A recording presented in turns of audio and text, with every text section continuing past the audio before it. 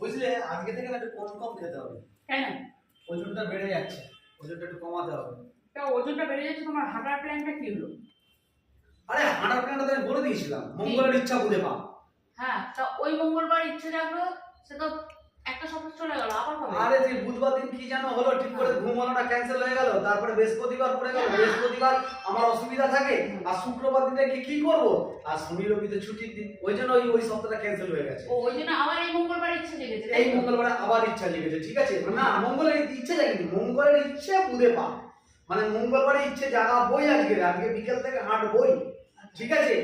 যদি একবার হাঁটা শুরু হয়ে যায় থামবে না।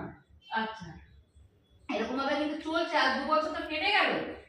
আজকে তো ফেললাম, মানে ব্যাপারটা আমি চাইছি রোজ যাই, কিন্তু গিয়ে আর যাওয়া হচ্ছে না। এমনি এমনি হবে না, বুঝলে তো, এমনি এমনি হবে না। না, আগে তো হবে। হ্যাঁ,